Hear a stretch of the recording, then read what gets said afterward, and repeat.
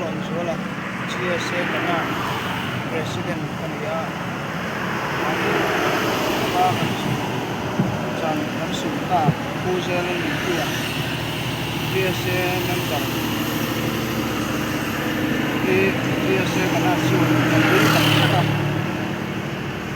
J Lalnunpuia member santa hi pui kan tu seta chan na seta ka ngaya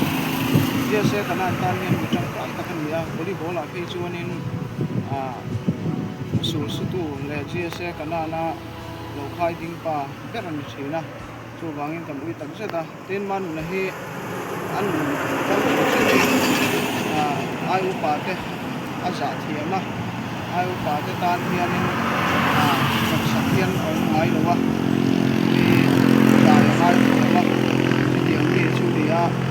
min ngil tak le minum chatak hi ni a ati ko na lam chuanin ke kop chu mi ania chu wang chuanin GSA kanan ko hian kan ui tak seta ani ang hi kan mu le kerang ni ke ni a ni bola ke chuanin kan chuan kerang le ama banga khen ke hi kan ni kan ti lo thei lo wa chu wang chuan pu J Lalnunpuia hi kan ui tak seta ni ti kan soi ni e opuma na hi ki nathial district volleyball tana mi poimo mi tangkai ni ania kan chan tam hi ui kan tia ahun lai khan players in thun na ten ko tha discipline tha nia naupang jok te tan po en ton tlak ania rui thei thila de Kohhran sanga en ton tlak ania ti kan chan ta hi kan ui khop maya nathil volleyball hian kan lama mo chuti rual chuan natna ane wanga dungai khel theilo te po kan serenga a khel hun chung lai a po khan players chatak kania an veng tan te le na thil tan po kan rin chan ani tiamin ka chan tam hi kan ui khop me chan na satak nin kan sia a ka chan ta kan pui fanau te po lalpa thamunna kan dil saka ama en ton turo ma hi na thial districta kan volleyball players po hian ama en ton turo ma hi kan en tona ama atanga injur na tur tam tako ma hi kan chia reng hi thai kan sia tin kan chan tam hi ni kan ui hle mai tongem Manuna hi mi ngai tlom le mi tlom ngai tak ania dar zo khoina volleyball ma kan son thina tura na min tho sak tu ani hetianga hun lo taka mi local san hi games and sport association dar zo le 12 masters te chuan kan ui tak zet ani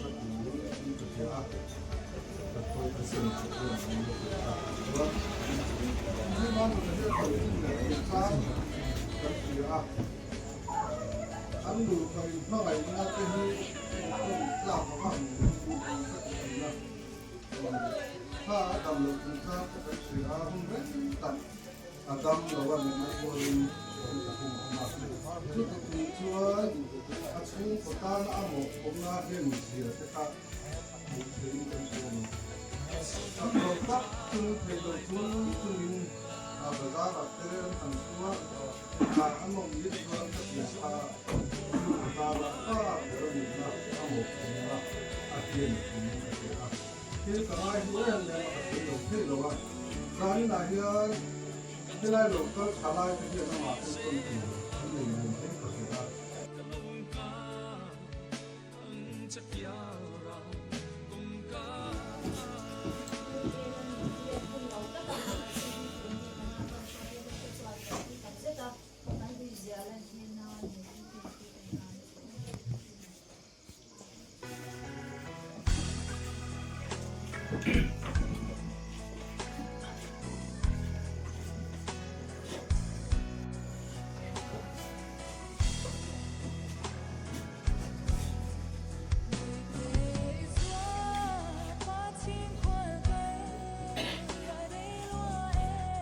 sầu xe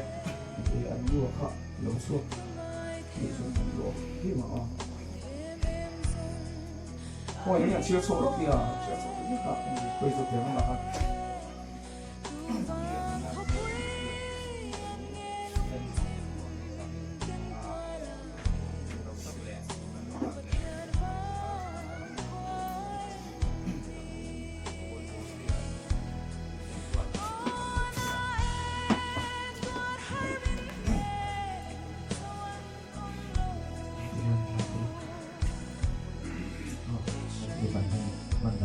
sẽ là chỗ mà nghe cái này phần lậu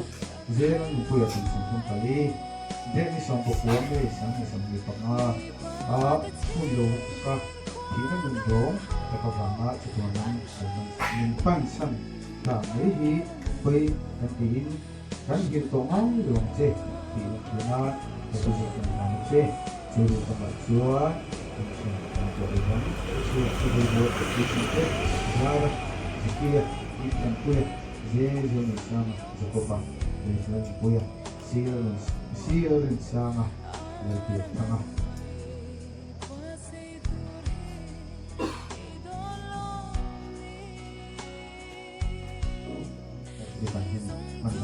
sẽ là chỗ mà nghe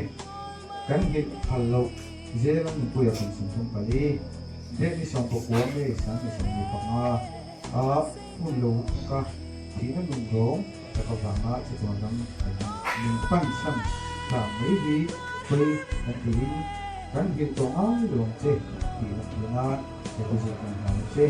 chưa được các bạn chưa cho đến đó chưa được cái gì ra kia Lalhriatpuii J Lalrinliani A Jacob Rohluzuala Kum J Lalrinzuala Lalbiaktluanga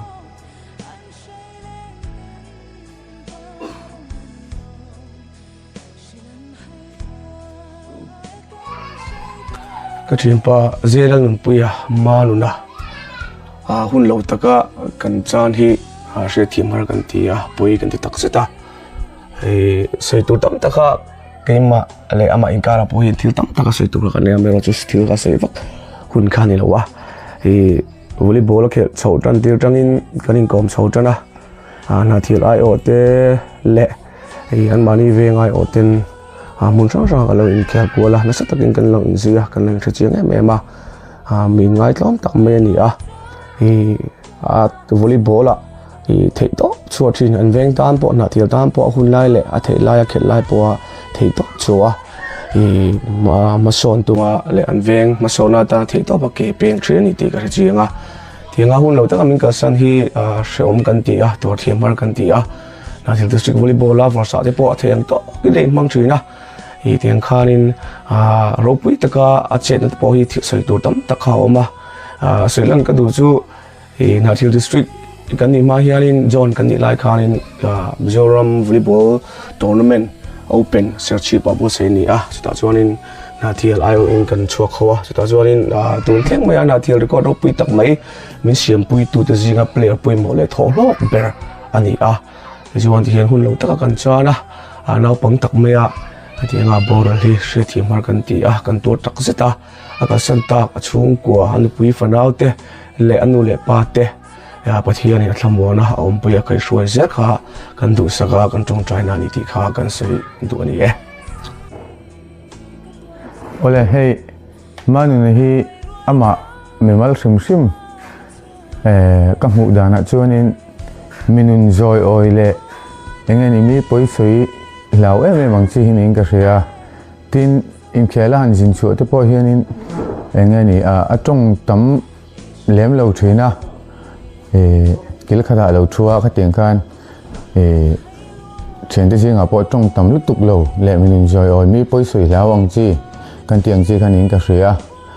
chú chú ama mình nuna chuyện cầm hũ đàn này chú chú cầm hũ đàn được chuyện này mà nên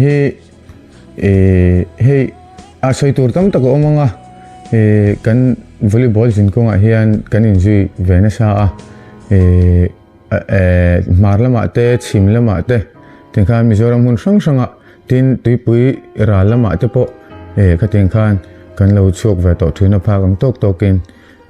auyom lein ka ria kan thianga ataksa vandoina awangin arel ruwa chak chung point aduang chen point khel theilo ania chu tiang kara chuanin volleyball an sel thatlaya kanan khel tan chho thin laya po na thila hianin kan rin roll ber thin le engeni na thilina a stage sang jok khodanga kan chove kan thlen tuma te po a tho lok ber le kan point mutu ber thin hi ania omjia kan se thiam dan chon volleyball tong koma chuanin kan main spiker kan tiang chi kha tak kha ania team han mang an deuh po a chaklo don rum a in siat changa po setar tena ball kan han pek deuh ngat thin a hun taka point lo mu chat thin kan tiang chi player theina nei sang big kan tiang chi khan hin ka hria ka wi MMA a tin hey tumlai thang thar te pon anun zia hian le volleyball a khel dan kal phunga hianin enton tor tam tak kanin ka hria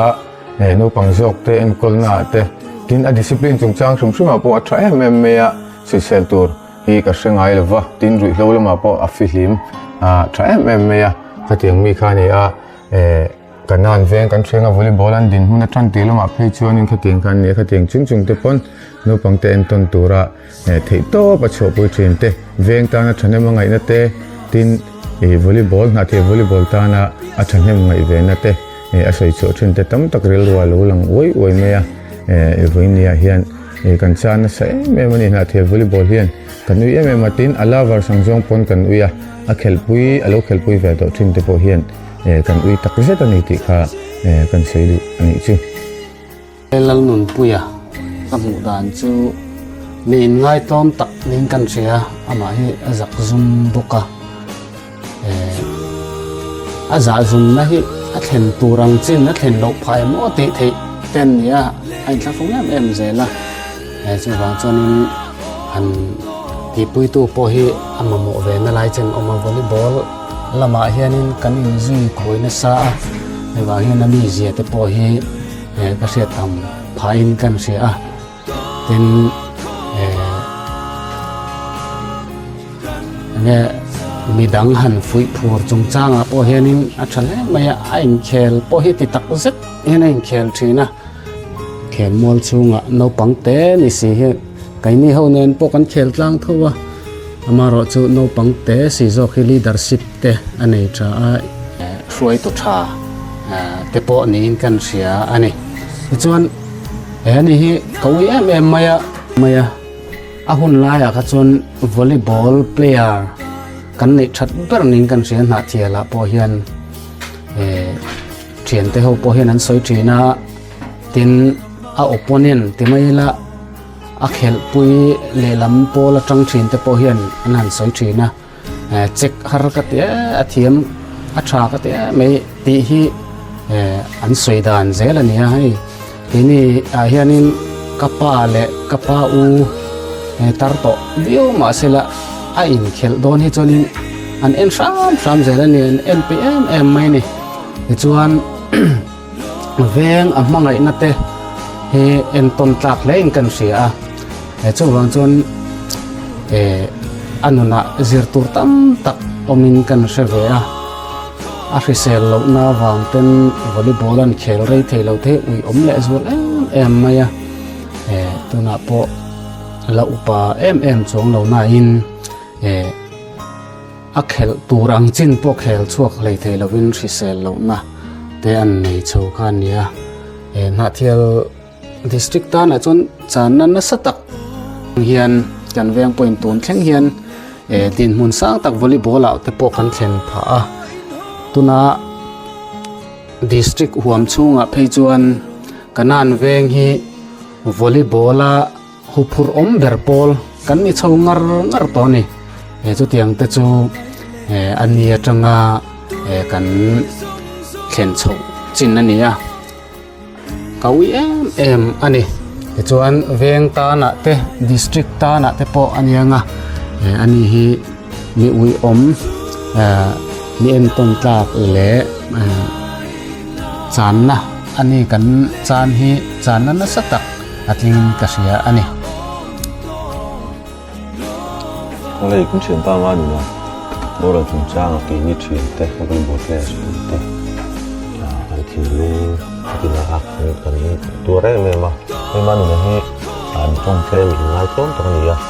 cái này cái là chọn, chú làว่าmà mình rồi oi mà đi xe là, cái bui anh mà thì với sân tắc nín cái gì game pressure, cái này mà final lên gì mà semi final bầu rốc sang trên này có hiện, team đó lệ. Har chet buai na haril ruhan chi ai na hi pakhat ma hi nei lo ni in ka sia in khel pui nuam tak nin ka sia ma hi kawi em ya ma hi na thial kan play thaber pol kan sui thim lalnuna ve tho veng lai mi ho ten en po kan khel dun ho lai position crossing up bo across pui ve phak ngat chin kha ani ve volleyball khel thin chuan adin hun ti chuan in thi mai ome chuan he ma hi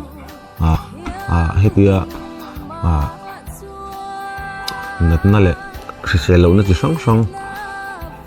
an nei hi awan duai kan tia an nat na te heng lai en kol mai theng chi te an ni lawa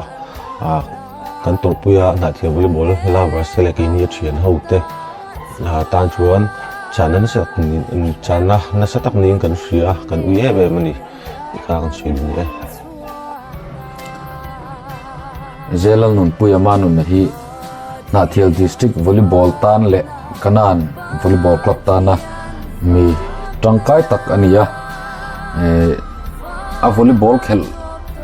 khel tan na hi sang ni pariat kum atangin kanan volleyball club tan a khel tana chung hun lai chuan naupang zakzum le tong tlem tak mai ni in atira chuan setarangin bulgan tan tira kumte lokala kum sang ni pakwa tang spikera kan khel tan tira ama hi minun nem kan ti to ang khan mi en kol nuam team ta nein pe ania players in zirmi ni in a game hi ari chaka players opponent te a chiar chaka em maya chu tiang konga chuan team tan hian a thaw hloka keini a en kol tu te tan po hian chu tiang chuan khel tur tia tactic kan han hriat veng chun te kan han soi ang hi mi zomin lal ama hian thiante chu ti chuan ball chang tu ne chu ti chuan ti tur ne tiang zong hi team chunga leadership ane na te hi hriat reng tlak ama hi Nathial District Volleyball tan le kanan Volleyball Club tana mibi kan niang hian chana nasatak ania heti mai min kalsan hi kan uya me mani